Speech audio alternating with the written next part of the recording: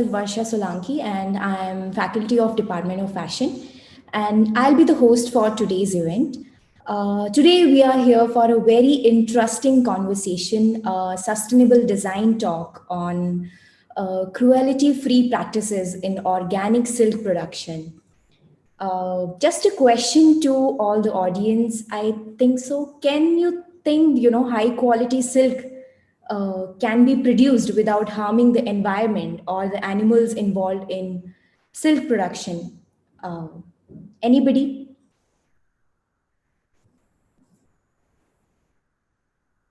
And the answer, I would say, is yes, because the project Cocoon had made it possible.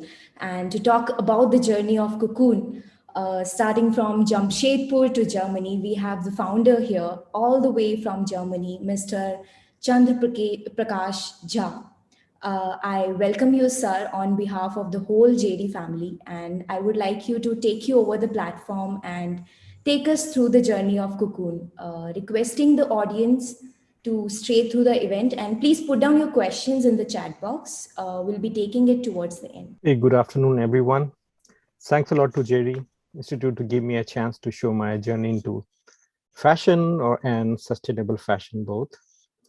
I would like to share my screen. So here we have two different, they look same, but this is where my thought about sustainability started, but really after a long time. So as a grade 5 student, I saw my dad replacing our beautiful wooden corridor chairs to the plastic ones. When I protested, he told me that the salesman at a newly formed plastic furniture company informed him that wooden furniture or anything with wood promotes deforestation. And, so there's a source of our wood, could be anything, kitchen item, chair, or anything is not good for environment. Being a wildlife fan, I was convinced. Within a year, many of my personal assets were replaced by plastic. My metal geometry box, lunch box, water bottle, they were all replaced by colorful plastic. A cotton canvas school bag with metal fastener, we used to call them basta, was also replaced by cool, shiny, but polyester rucksack. Even my metal pen was replaced by plastic Rotomac.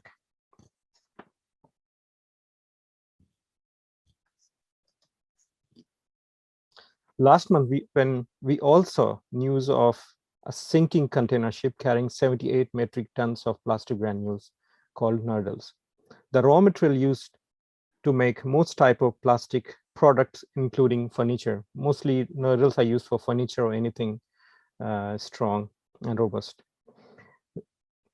This is an environmental disaster said to have a long-term effects on marine life in southern coast of India, and these nurdles in the form of plastic microbes going to be in our food chain in southern part of India or in entire Sri Lanka for at least for next 200 years. So here you can understand, like, I was convinced that plastic is sustainable, but now after 35 years, we see, no, I saw myself, no, it was wrong. And not to forget huge carbon footprints in making these granules from crude oil extraction, transport, and manufacturing. Most of the wars in our times happened because of holding ownership of crude oil producing regions, killing thousands of people. As a human being, I feel partially responsible for this disaster. I also feel responsible when I see dead people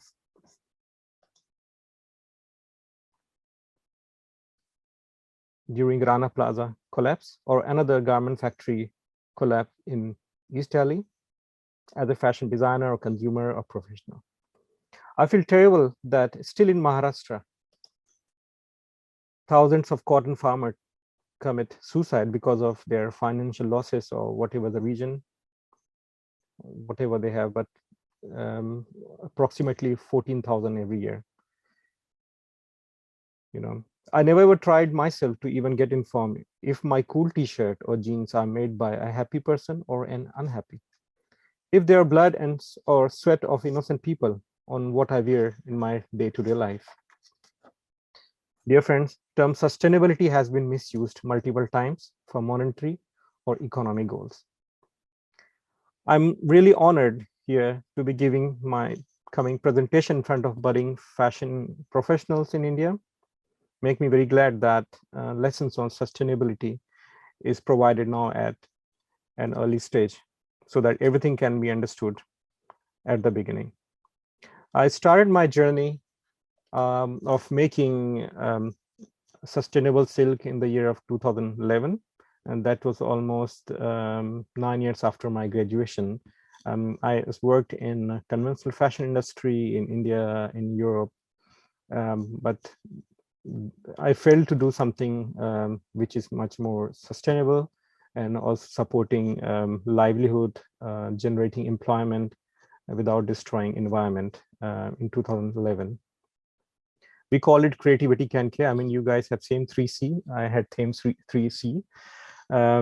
But those days there was a brand in Europe with 3C, so we could not make 3C. So it was still under consideration what kind of brand we do. So here is Jharkhand, less known to within India people. They don't know where exactly is it. So exactly here where my cursor is Jamshedpur. And there I took over one conventional silk farm. So there was silk farm, but they used all the pesticide. I mean, they did conventionally without organic. And it took, I mean, 3 years almost. It took, I mean, 2012, I applied for APEDA, Indian Organic, and to make soil and horticulture, as you guys know, that silk has two procedure. One is horticulture. We call them host trees. It could be mulberry, ari, asan, or arjun. So that part should be organic, no pesticide, no fungicide, no herbicide, and no genetic spray at all. So that part we did, and then came also this, we had to know our silkworm. So we had kind of friendship with them, and they became silkworm, we came close to them, and then they are the main heroes. But you know, learning by doing, we got to know, like, to make the best quality silk, you literally have to kill them. That I didn't like, and we did learning by doing how to make silk without killing the silkworm. But for that, we really had to see how they, I mean, how life is there, what was not shown during my own fashion study. Like silk was raw material, cocoon was a raw material, but nobody told us that, or we were ignorant that there were life inside. Here's the video.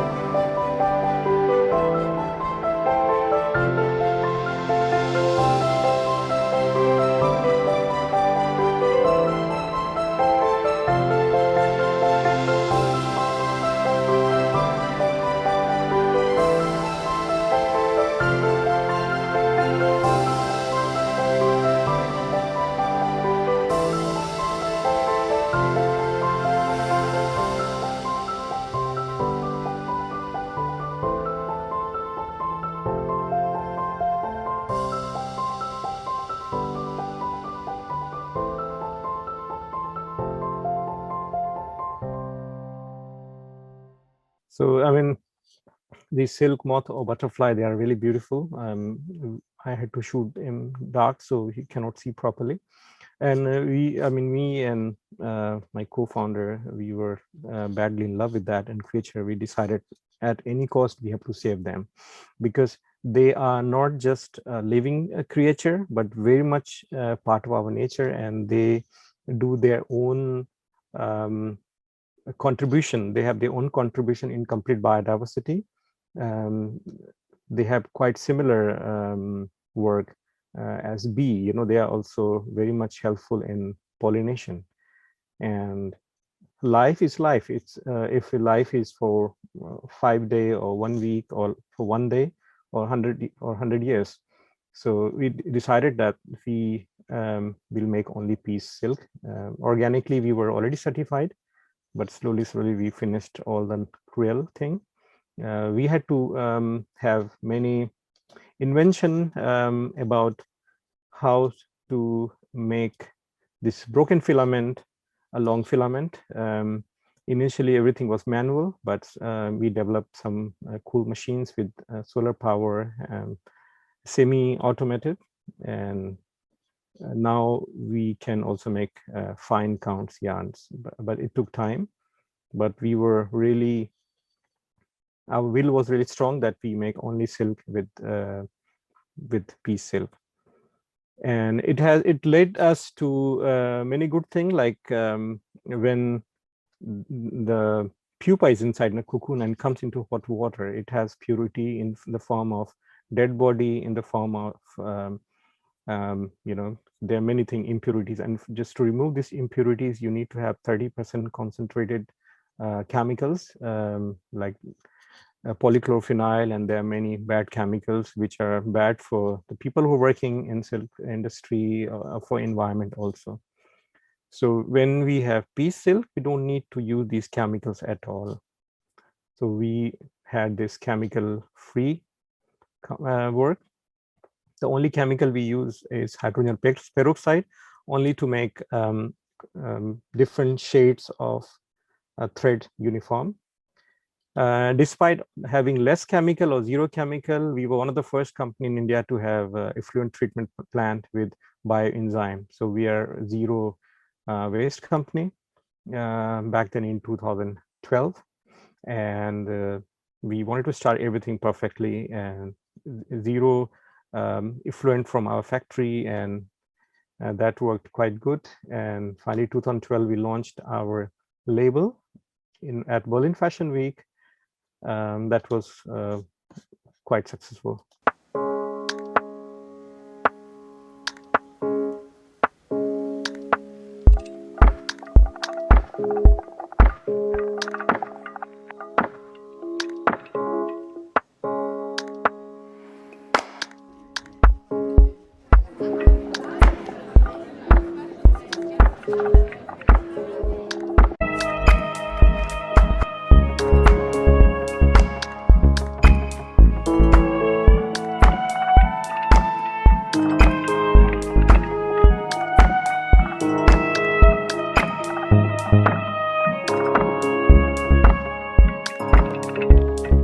And after 3 years of conversion period in 2015, our silk farm, everything was certified by GOTS Global Textile Standard. So we were one of the first company in whole world which made organic silk peacefully. And that was a big breakthrough for us, made us a lot of clients, they were much more open to work with us. And because before us, there were one company from China which was organic, but there was full of cruelty, like normal silk. So we gave them a new, complete new scene, like cruelty-free silk, which is organic, got certified. 2016, we introduced solar-powered loom. So our weaving became carbon neutral. 10 metric tons, and then we became market leader. 2017, I got this highest Textile Innovation Award in Germany. And then 2018, Eco Design Award from Government of Germany and from Environment Ministry. And this year, German Sustainability Award in design. This we had like big achievement. This is kind of Grammy of sustainability in Europe. The reason was that we calculated as per life cycle assessment that when you stop using chemical in your farm. Anything farm, could be agriculture or could be anything, horticulture or sericulture. A lot of positive thing happens. Till 2017, we calculated that since beginning of our journey, we did not use 30,000 liter of concentrate. I'm saying concentrate. You have to put a medium to or thinner. Did not use this chemical on our farm, 30,000 liters, to have same yield, same quality. And what came out after that, we realized that, like bees are coming back. This one small fly in our region we call jugnu. People they did not see for many years, they return. Some endangered flowers started coming, and the best part where we never had any grass which is more than 4 or 5 inch over our land, like soil, because there was so much chemical on it. In after 3 years we saw big grass coming, and then finally in 2017 we grew the first ever rice in the same. So we started kind of multi-crop system. So we have here our sericulture happening on the host tree, and then parallelly we had here, which was all barren land before, we have rice. So farmers can feed themselves. And when you have bees coming, then you see beautiful flowers coming. When you see butterfly, and it became much more beautiful. And that is what led to this award, what I received, sustainability award. And this incomplete project we named Fashion for Biodiversity, because the term sustainability or organic, it doesn't help environment. This was my experience. So if my fashion activity, if it's not helping in recreating or regenerating biodiversity, it's not sustainable. So that's why my direct term was Fashion for Biodiversity, and that's why I won this award. Ask you to tell me who are the winners. Mrs. Michaud. The first winner is Cocccon with Fashion for Biodiversity. I'm so happy. I'm so happy. Good evening. Chandra Prakash Jha, the Managing Director. Good evening. It's a long interview. Can be seen on my YouTube channel. But this award made not just me, but people also think about sustainability. If we have to redefine everything, and term organic is also promoting in many areas monoculture. Like also in many part of India, they are doing only monoculture of cotton. On paper they're organic, but for biodiversity they're horrible. So that has to be seen. Last year we irrigation, like how water comes to our farm, we replaced all with solar. So we became carbon negative. That was also, we are one of the first company in India to have 100% solar powered irrigation. So no, even the many organic farming, they have water coming to their farm through they call tulu pump, I don't know, which runs with diesel or mix of kerosene. Very bad for environment, very bad for our greenhouse. So our company is certified. Recently, we are certified with fair trade. I mean, organic is good. We are for purity, we are Silk Mark India certified. And we are also part of World Fair Trade, because people who are working with us, they get living wages, which is highest in Eastern India. Apart from our own brands, we also supply textile to different brands. These are some of our clients. And early this year, we launched our in-house label in India, also to bring, I mean, we were quite success in Europe. We decided also to bring a taste of sustainable fashion in India at Lakme Fashion Week, Sustainable Fashion Day. We are really happy with Lakme that they have introduced a Sustainable Fashion Day in India, and we were really proud of this event, and we participated.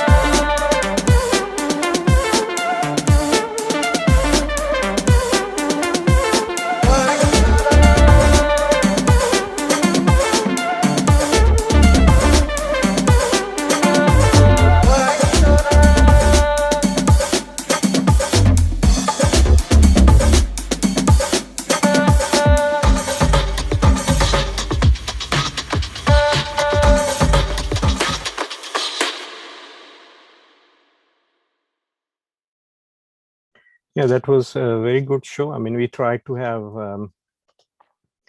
the folk art of Jharkhand Chau mixed with German Bauhaus art. And this mix came out after my idea, and my co-founder, George, he's a German guy. He's also designer. So we try to do something together. And it was one of the most seen show at Lakme's Instagram.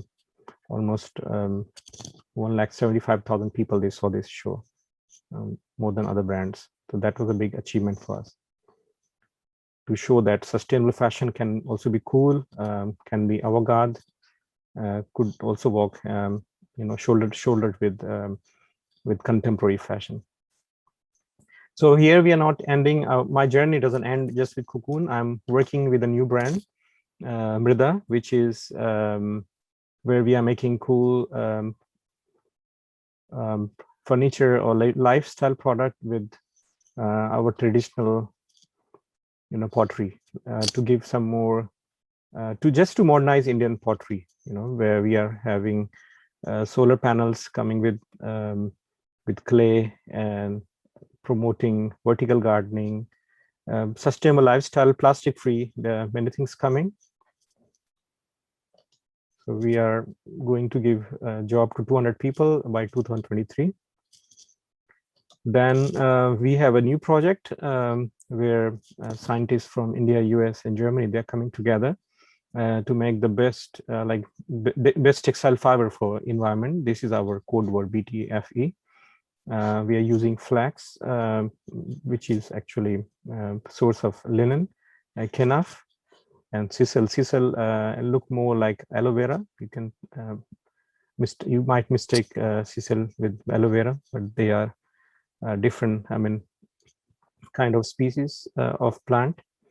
And this also in the project to have to remove or to decrease dependency on cotton. And then all this project, like what I've been doing came this idea about traceability, like because it's a big thing. Who made my textile, and like whatever we are wearing, what is the contribution to environment or humanity? It was bad or good. For that, my new startup is coming, which is known as, which is already projected as game changer in the future, where we can this new technology can give extreme traceability about the origin of textile, and also can detect human right abuses or exploitation of human rights. Here we're showing only some mission and vision video. More about that I'm not allowed to say because things are still under patent, but this video can say everything about our intention. Have you ever opened your wardrobe and wondered, what should I wear today? Well, while you were pondering, practically 7.5 acres of backwoods cover was cleared.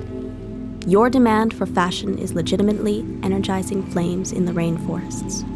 This deforestation has left 70% of the species at the brink of extinction. The fashion industry is answerable for 10% of mankind's carbon emissions. That is more than all worldwide flights and oceanic transportation combined. Furthermore, if every last bit of this is not yet a stunner for us, Earth will turn out to be simply one more dormant planet floating in the dark space. Now, before you get all hopeless, there are still measures to lessen and even reverse these impacts. The appropriate response lies in technology. At Fashion for Biodiversity, we utilize blockchain innovation to follow the carbon impression of each bit of every article of clothing in the flexibility chain, and encourage transparency through QR codes. As remote sensing data becomes more numerous and accessible, it can increasingly be used to identify and quantify land use changes and habitat loss. This is a technology developed for redefining the relationship between fashion and biodiversity. We are Fashion for Biodiversity. Thank you very much. And this idea of this startup came only after my own practical experience in making organic silk, which helped in regenerating lost biodiversity. And the journey goes on, there are many things coming up. Thank you very much. Hopefully my entire journey can give some highlight about how things can be sustainable, not just with fashion. You could be sustainable in your day-to-day life also. Thank you, sir. That was a lovely project, to be honest. And I genuinely loved the name Cocoon.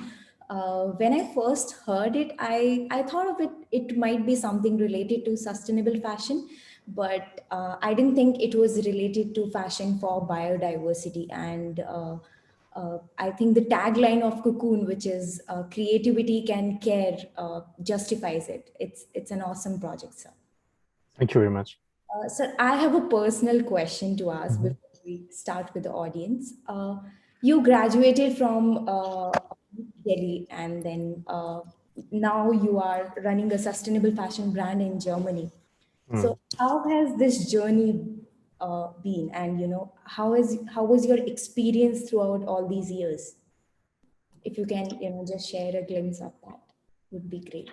Well, after my graduation, like I wanted to I had job, comfortable job in one of the top fashion house in Delhi, where you are sitting a big swanky office and designing, and there's not much exposure to what's really happening.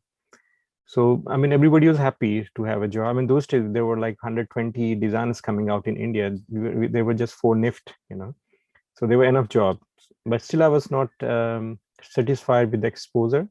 And then I thought of studying abroad, and then I applied for scholarship. And then, I mean, many things happened those days. 9/11 thing happened, and so idea was to go to FIT, but was not possible those days because of restrictions. And then finally I ended up in Milan, but I had to do Italian course in India. and to learn Italian language because everything was in Italian. There was no English in these countries. Then I came to Milan at Bocconi, and I did my master's. And the thing is, I never thought of settling down in Europe. The idea was to learn everything and come back. But you know, when you are graduated, you are directly getting a job, and then you are busy in fulfilling your daily, things like you need money to fulfill your needs or requirements, or just feeling but thing is about sustainability came a bit late in my life. When the first time in my life I was working with one company from Barcelona, and by chance I was in India that time, and the production manager said, "Hey, come, I show you where things are made." And I took a long train. I think it was like 35 hours or 40 hours from Tata to Tamil Nadu. And I saw first time how things are made near Tirupur, and it was shocking to see how. I mean, now there are many laws to protect human rights and health of the workers, but those days it was horrible. And somehow it didn't. I mean, I started hating my own industry. Like when you see how people are treated, but poor people, they have to work because they need money for day-to-day life, and they don't have any plan B or something. And sometimes I thought, no, I have to do something else. I mean, then I almost quit my job and started doing research about organic cotton, organic flax, rami, and then I realized that where I am, like I'm from Jamshedpur, it's kind of industrial city. There's no agriculture, nothing. But like if you go 60 kilometers from there, I got to know that this place, they have silk farming, but there's no industry, so only raw materials. And then I thought, okay, this could be kind of win-win situation to provide them more money, because there were so many agents from farmers till a silk factory in Bhagalpur or Varanasi, or sometimes they used to send also their cocoons to South India. There's so many agents in between, and the people who were working really hard, they were getting peanuts. So I had a plan, kind of win-win situation. They get double the price, and I can get raw material for a cheaper price than market. That was a very clever business idea. Did not think much about other things. So it was quick. I mean, I could also, whenever I'm there, I could also meet my parents. And then my co-founder joined me. He's a designer, and we started with 5 village women to start collecting cocoon from the wild. And then I took over around 50-hectare land, and we started like this. And our 2011, we made 25 kilograms of cocoon. Now we are almost 20 tons. So I would not say journey was really smooth. There were many hurdles, but by end of the day, all this hard work pays good. I'm sure, sir. Definitely it has paid. I mean, there's so much of impact you have done with this project, socially as well as environmentally. So I think it's inspiring to all of us, even for the students, that how fashion can impact so much. So we'll take some questions from the students.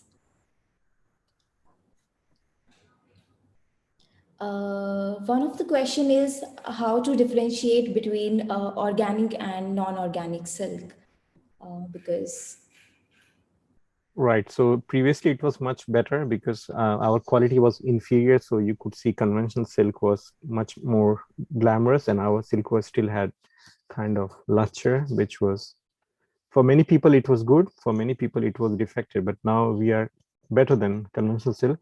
Conventional silk is very shiny, not just because they are long filament, it's also because they have a lot of wax on it. And our silk has this decent shine, but there's no chemical, zero chemical on it. So with that, you can also identify. how costly is this from the normal silk? I think wholesale wise, we reduced. Initially, there was a big gap, like almost 100%, like double. But now at 2020, I would say it's like 40% costlier than conventional silk. When I say conventional silk, means silk from India.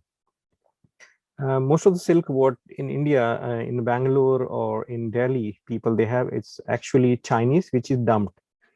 So they are 30% cheaper in India than their price in China. So same price. So for example, I would just say that satin 60 gram in China cost almost 1,000 rupees. But India you can buy for 500 rupees. Sometimes such a big difference. Chinese dumping is well known to every country that they want to destroy local industry. So a lot of people are used to of this Chinese price. So not to go, but Indian silk, you will get for 600, 700 rupees. So our satin cost around 800 rupees per meter. So 40%, I would say, is expensive. We have another question, sir. What all varieties of silk comes under the category of piece silk, and what exactly is piece silk? So initially it was, can you please ask, is she talking about species or weave?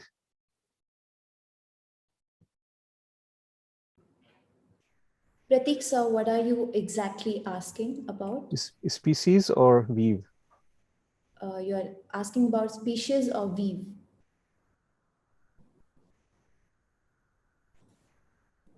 I mean, I can say in both way. In generally, any silk which is made without killing silkworm.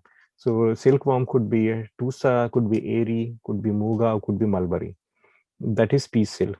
In general, they have the wrong advertisement of propaganda that only eri silk is piece silk. Eri cannot be piece silk because eri is a byproduct after food.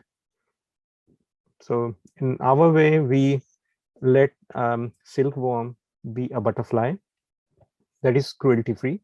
But in eri, they eat pupa. For them, this is kind of delicacy, full of protein. And the leftover is cocoon. So they say we did not kill silkworm for textile, but they ate it. So you can decide is cruelty free or not, you know. In our way, even eri is completely cruelty free. Nobody in the kind of travels who are working with us, they are pure vegetarian, you know, so nobody's eating these things. And kind of silk in terms of weave is that we started with handloom, like normal satin or twill or plain weave. Now, since 2017, we imported machine from Italy. So we also make satin, crepe.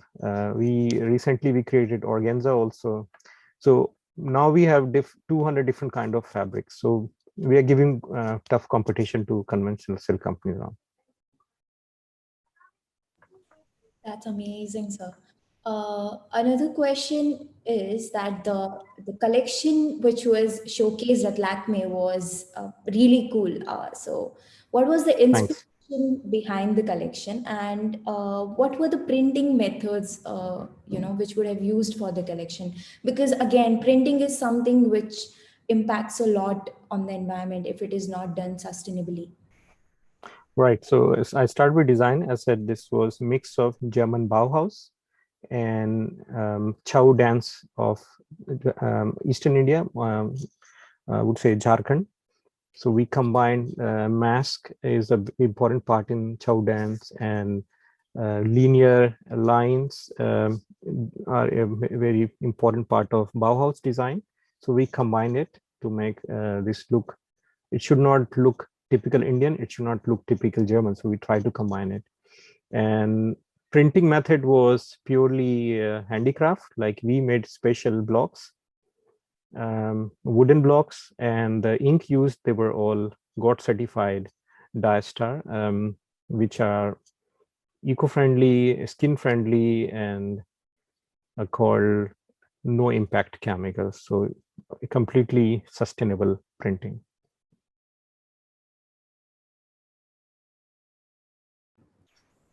Uh, we have another question, sir, which is, doesn't it takes much time that without killing the pupa inside the cocoon and leave it to come out of the cocoon and without the full strand filament, isn't it difficult during the processing of making yarn out of it? And Of how, course, I showed this video where cocoon is hanging. That doesn't exist in conventional silk, so when cocoon is ready, collected and directly thrown into hot water. In our way, we collect them and we hang them till the time each and every butterfly is out. Sometimes they come out themselves, sometimes we have to pierce them so that they can come out. It's a lengthy work, needs a lot of human resources also. But we are all in slow fashion, so we had no hurry. We said, doesn't matter. This adds 3 months of extra work to our farmers. So that was also one of our priority to generate employment. Now it's a system. So now we cannot even imagine doing without this process. And that is also something where a lot of conventional silk company, they don't want to adopt for cruelty free because it needs a lot of time and needs also a lot of human power. So our process is not about making profit, but also about creating employment, respecting life, no chemical. So we are happy with this lengthy process. so, are the cocoons not infected by the insects during the whole process? And also, when the process is happening, are the plants not killed or anything destructed by the insects? They eat leaves, that's the only destruction it happens, but they grow also fast. Plants, they have these plants, they heal also very quick. So I don't have enough data, but silkworm, they need a lot of leaves. It feeds, it has to be feeded immense. Compared to its size of the body, eats a lot, and our host trees, they are healing. If their one leaf is gone, second leaf is coming fast, so there's no destruction. And actually we when you do organically without any pesticide, you're not just helping this tree, but also the soil beneath and the air, the many things can be saved. So, are there any restrictions in terms of designing products for fashion through this silk? In 2021, I would say we do everything. Like we had restrictions, like because there were a lot of slubs coming out in our silk, but now we reduced to 5% slubs now. Everything can be made. Our clients also make a scarf, they make bridal dresses. One famous brand in UK, they are very famous with our fabric to be market leader in sustainable lingerie now. So everything can be made. Of course, you have restrictions when it comes to outdoor clothing, or when you have to make swimming things. So that is still, we have restriction. We are working on it. So one last question would be, you were talking about one lifestyle brand you are, Brida. yeah. If you can elaborate on that, that would be really good for our interior design department students, because it will really help them to understand the process. Right. So the Brida is one system. Number one is to make a kind of holistic change about pottery in India. So if you look at the potters in India, the only invention they have in last 100 years or 1000 years is they just added one plastic tap in the ghada, the pot. That's the only invention they have. Or they have different color combination during Diwali. That's it. And these people work really hard, but they cannot make out the earning what they have from pottery. They cannot live for a whole year. They have to do other petty job, and that makes me always sad, because Mrida means soil, so how you use it. So same amount of, what you make out of soil. If you can make a ghada pot, you can make 100 rupees. If you make something lifestyle, you can make 1,000 rupees. The idea is about value addition. If you make something nice, otherwise, if you don't do now these things, because right now we are at a very crucial time about industry 4.0. If you don't have innovation in product for pottery, imagine millions of people getting there will be starvation in pottery community because 3D printing is coming. Already I saw in Delhi 3D printing Ganesha and Lakshmi people are buying. So the complete product range has to be changed, and you have to think out of the box. And then came this idea to make furniture out of pottery, to make lampshades, to make tiles, plain tiles, otherwise tiles also with solar panel. And also when you have, instead of making normal pot, you can also have pot for vertical gardening. Vertical gardening across the world, they use plastic pot.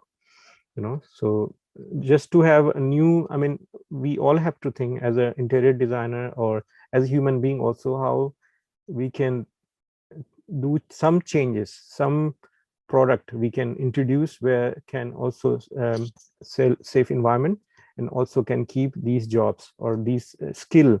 People who are potter, they don't know anything else. They cannot do anything else. So millions of Indian potters will be unemployed and they will have nothing. So that was my idea to have this.